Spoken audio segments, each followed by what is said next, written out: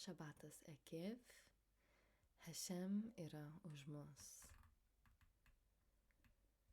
Ekev hebrajų kalba reiškia nes iš Devarim 7:12. Tada nes tu laikysiesi šių mišpatim ir juos vykdysi, viešpats tavo Dievas laikysi savo barit, sandoros, ir savo chesed, mylinčio gerumo, kurią jis prisiekė tavo protėviams. Mošė tęsė savo baigiamąją kalbą mūsų tautai, žadėdamas, kad jei vykdysime Toros mitzvot, klestėsime šioje žemėje. Ši žemė, kurią mes ketiname užkariauti ir apgyvendinti, yra dalis Dievo sandoros pažado mūsų protėviams Abraham, Yitzchak ir Jakov. Ekev yra svarbus žodis siejantis priežastį su pasiekme. Mošė primena mums mūsų išlaisvintos kartos nuodėmes. Jis pasakoja apie auksinio veršio garbinimą, Koracho maištą, žvalgų nuodėmę, Izraelio veiksmus Taveroje, Masa ir Kivrot Hatav, tai yra geismo kapai. Visa tai sukėlė Dievo pyktį mums. Jūs maištavote prieš Dievą nuo tos dienos, kai aš jūs pažinau. Bet jis taip pat kalba apie Dievo atleidimą ir antrasias plokštės, kurias Dievas davė po mūsų nuoširdaus atgailavimo. Per 40 metų dykumoje Dievas mus maitino kasdieninę maną iš dangaus, bet jis mus mokė, kad žmogus negyvena vien duona, bet bet žmogus gyvena iš Dievo lūpų išeinančių žodžių. Mošė mums apibūdina žemę, į kurią mes ketiname įžengti, ji teka pienu ir medumi, Zavat Halav Uvdash, ji yra palaiminta 7 rūšimis, kviečiais, miežiais, vynuogėmis, figomis, granatais, alyvuogių aliejumi ir datulėmis. Ši žemė yra Dievo apvaizdos centre, jo pasaulyje. Rabinas Samsonas Rafaelis Hirschas savo komentare apie išraišką žemę, kur teka pienas ir medus, rašo: tai neatrodo apibūdinanti žemę, kuri savo gausą vysto pagal savo natūralų derlingumą, bet žemę, kuri tai daro tik ypatingomis sąlygomis. Haaretz gali žydėti ir klestėti tik nuolatinėme Dievo rūpesčio jai nuo vieno metų galo iki kito. Kai ji gauna vandens, ji žydi prabangiai, bet ji gauna vandens tik iš viršaus. Tai žemė, kurioje jos gyventojai privalo būti geri. Dievas įsako mums sunaikinti buvusių šios žemės gyventojų stabus ir saugotis, kad netaptume arogantiški ir nepradėtume tikėti, kad mano jėga ir mano rankos galybė man atnešė šį turtą. Tai būtų humanizmas. Svarbi ištrauka pakartoja pagrindinės mitzvot, išvardytas Šema. Joje aprašomi atlygiai už Dievo įsakymų vykdymą, taip pat neigiamos pasekmės, jei Dievo įsakymai yra ignoruojami. Ši mūsų parašos dalis yra maldos priesako šaltinis ir apima nuorodą į mirusiųjų prisikėlimą į Olam Haba, o tai mus veda prie Dievo ištikimybės temos. Romiečiams 4 skyriuje skaitome: Abraham tikėjo Dievu, jo amna ir bitsikon vis stiprėjo, ir jis šlovino Dievą už jo palaiminimus dar prieš jiems įvykstant. Jis buvo visiškai įsitikinęs, kad Dievas gali padaryti viską, ką pažadėjo. Ką apie tai manote? Ar tikite, kad Dievas gali padaryti viską, ką pažadėjo? Ir neturime omeny čia Dievo kaip džino, bet Dievas, kuris aprūpina mus viskuo, ko mums reikia, kaip yra jis pažadėjęs. Dievas įrodė mums savo ištikimybę.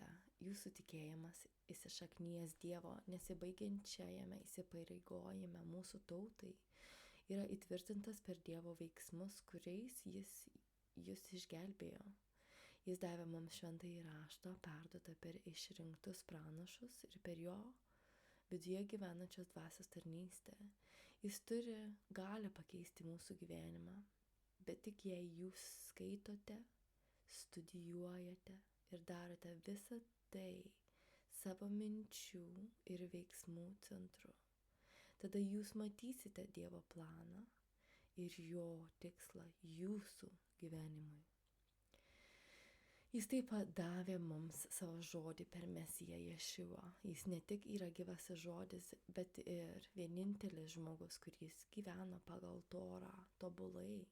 Jis atėjo, kad būtų auka už jūsų nuodėmes, jūsų atpirkimą, suteikiantis jums susitaikinimą. Be to, Ješua yra pavyzdys, kuriuo Dievas nori, kad jūs sektumėte ir gyventumėte pagal Torą, kas jam bus malonu. Dievas pažadėjo, kad jis niekada jūsų nepaliks ir neapleis. Jis turi planą jūsų gyvenimui, kurį įgyvendins, nesvarbu, kiek akivaizdžių nukrypimų jūs padarysite kelyje. Jis jūs rems, patenkins jūsų poreikius ir tarnaus jums per savo ruach ir per jūsų vietinę sinagogą.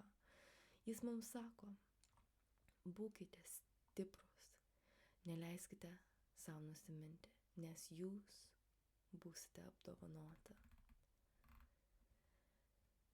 Mato 7, 24-27 eilutėse Rabis Ješua mums sako, kad Dievas yra mūsų uola.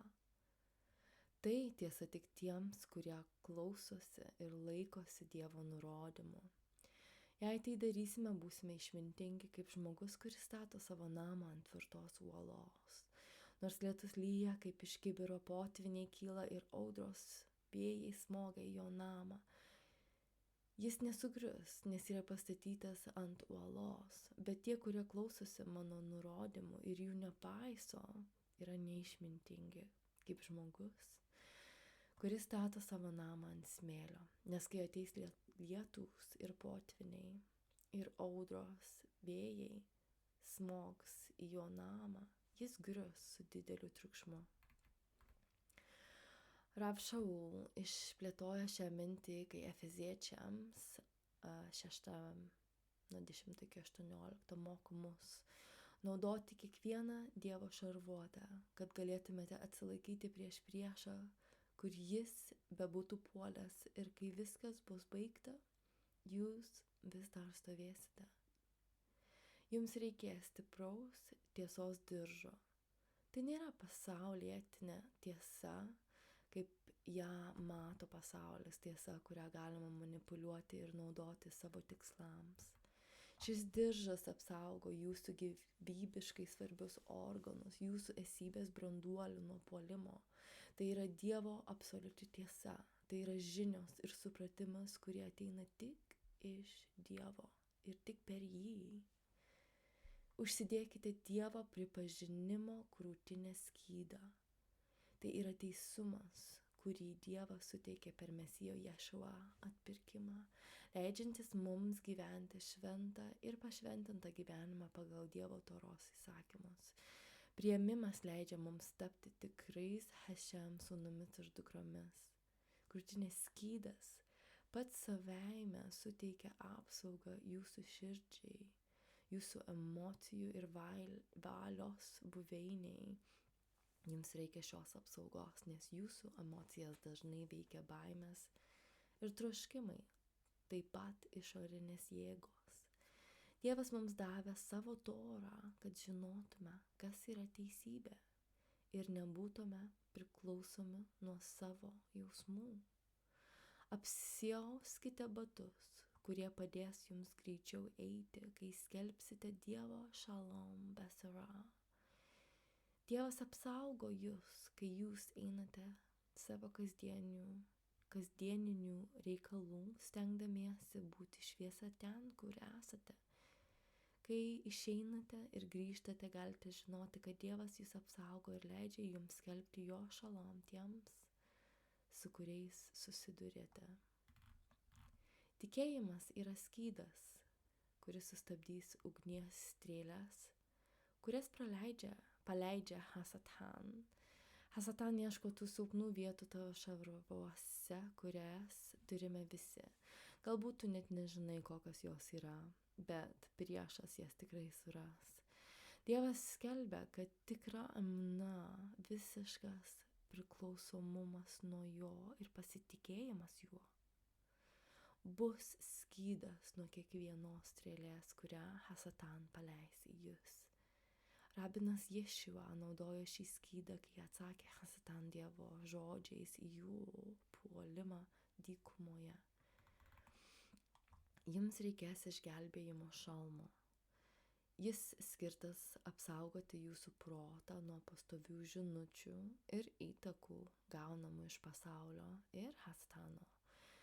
Jei jūsų protas nebus apsaugotas, pasaulis darys tai, ką moka geriausiai, privers jūs tapti anti-Dievo formos.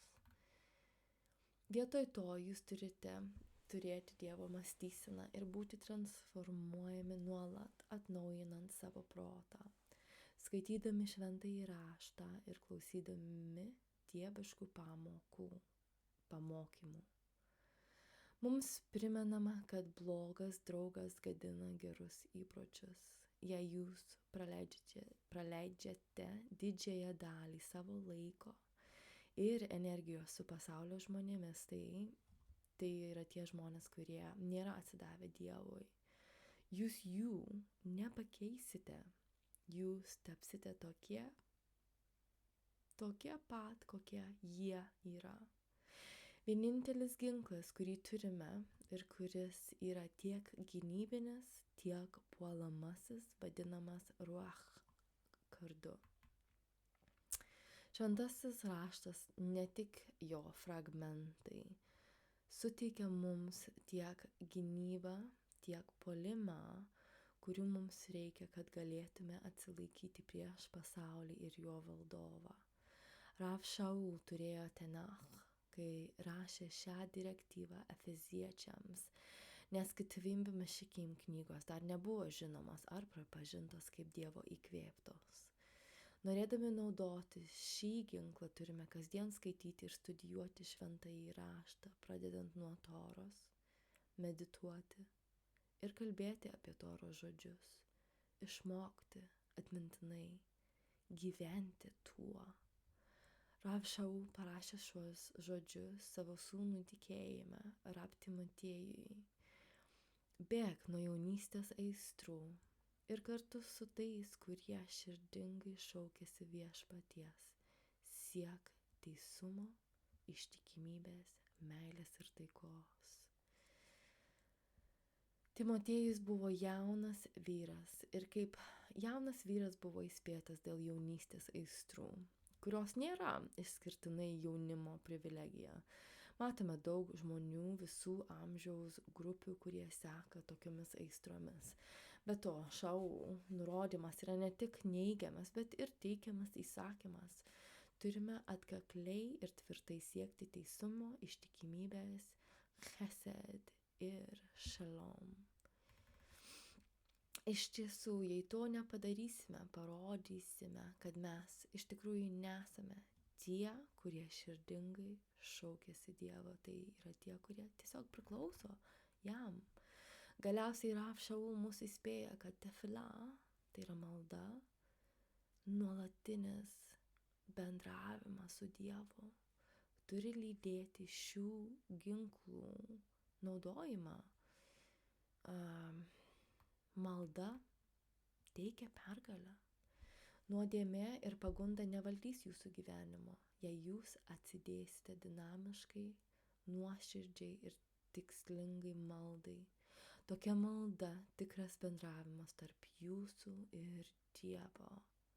Leis jums atmesti blogą polinkį ir gyventi nepriekaištingą bei pavyzdingą gyvenimą kitų akivaizdoje, sekdami pranašo Danieliaus pavyzdžiu, galite paskaityti Danieliaus 9 ir 10. Jūs galėsite numatyti nuodėmės pasiekmes ir atsisakyti jos dar prieš ją padarę. Malda skatina jūs gyventi bijant Dievo, atstumti blogą polinkį ir saugoti visų subtilesnių Satan gundymų. Malda skatina jūs sutelkti savo širdį ir protą į tai, kas yra gera. Prisiminkite, jūsų protas yra mūšio laukas. Kadangi jūs pasirinkote Dievą kaip aukščiausiąją valdžią savo gyvenime, malda palaiko ir skatina šį pasirinkimą, tuo pačiu nukreipdama jūs nuo blogų polinkių, blogų minčių ir pagundų. Malda išgelbės nuo blogo.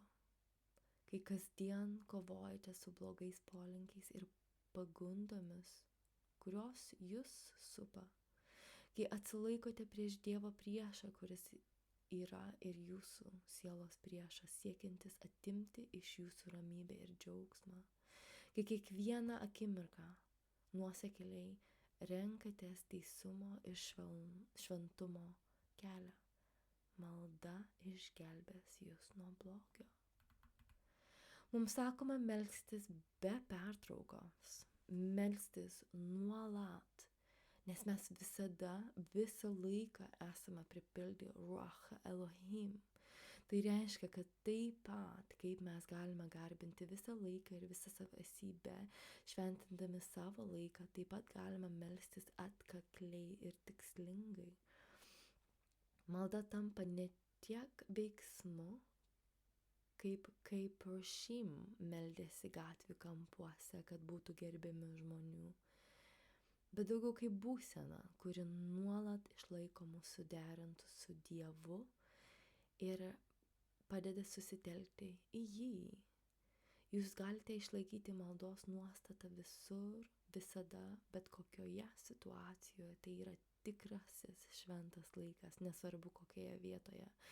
Būtent tokia kalnus judinanti malda keičia jūsų gyvenimą, jūsų namus, jūsų šeimą ir jūsų pasaulį. Apsupkite save vyrais ir moterimis, kurie karštai tiki malda ir kurie dalyjasi jūsų viziją. Jums nereikia prašyti, kad būtumėte pripildyti Dievo dvasios, jo ruach, nes tai yra normali pasiekmė, kai einate arti Dievo. Dalis transformuojančio veiksmo, kuris vyksta jumyse. Rav Yeshiva savo Talmidim paaiškino maldos tikslą ir prasmę. Maldos, kuri yra užrašyta mums sutrumpintoje versijoje, kuri galiausiai tapo žinoma kaip Amida arba Shimoni Ezra, dažniausiai liturgijoje naudojama šventykloje ir vietinėse sinagogose savo ankstyviausią formą. Matome pagrindus, bet esminius maldos elementus. Malda yra bendravimas su Dievu. Tai ne proga pasakyti kalbą kitiems, ne tuščias kartojimas ar retorika. Malda prasideda mūsų Dievo ir Karaliaus garbinimu ir turėtų apimti prašymus dėl tų dalykų, kuriuos Dievas žino, kad mums reikia, suprantant, kad Dievas žino geriausiai. Reikia ateiti su atgailaujančia dvasia ir troškimu gauti atleidimą už kasdienės nuodėmes, kurios yra mūsų gyvenimo dalis, ne tik už padarytas nuodėmes, bet ir už neatliktus darbus. Norėdami gauti atleidimą turime būti pasirengę atleisti kitiems, nesvarbu, ką jie padarė, jei jie atgailauja. Mes prašome Dievo pašalinti pagundą, kad jis duotų mums stiprybės, būti tvirtiems arba suteiktų išeitį. Mes turime užbaigti savo maldas padėką ir šlovinimu už Dievo galią ir šlovę dėl to, kas jis yra, o ne dėl to, ką jis mums padarė. Visos maldos turėtų būti laukimas to, ką Dievas padarys. Tikrasis dvasingumas yra tai, ką mes darome, o ne tai, apie ką kalbame ar ką jaučiame.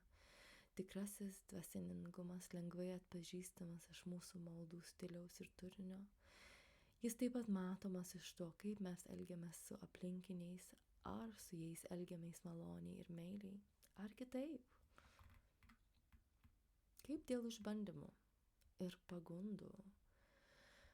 Rav Yakov, pripažintas tikru tzadik, rašė: laikykite visą tai džiaugsmu, kai susidurite su įvairiais išbandymais, nes žinote, kad jūsų tikėjimo išbandymas ugdo ištvermę. Bet leiskite ištvermiai atlikti savo darbą, kad taptumėte užbaigti ir visapusiškai subrendę. Dievas leidžia pagundas ir išbandymus, kaip jis padarė su Abraham, nes jis žino, kad tai padės auginti asmeninę jėgą, kai jūs naudojate šarvus ir apsaugą, kurią jis jums suteikė, kaip mums išsamei aprašė Rav Shaul. Dvasinė galia, jėga ir augimas taip pat sukuria bendruomenės brandą, kai kiekvienas individas išlaiko išbandymą. Mes esame pašaukti padėti vieni kitiems, nes Dievo tikslas mums yra bendruomeninis. Nuolatinis nesugebėjimas išlaikyti išbandymo yra nebrandumo ir netobulų santykių su Dievu ženklas. Nesėkmė susiduriant su išbandymais ir pagundomis sukelia nestabilumą, dvilypumą ir kūniškumą. Ir pasiekmes yra labai rimtos. Seksualinė amoralumas, netyrumas, nepadarumas, stabmeldystė, nesantaika, kovos, pyktis, savanaudiškos ambicijos, pavydas, frakcionizmas ir intrigos. Jakov rašo: koks laimingas tas, kuris ištveria gundymą, nes išlaikęs išbandymą jis gaus kaip vainiką gyvenimą, kurį Dievas pažadėjo tiems, kurie jį myli.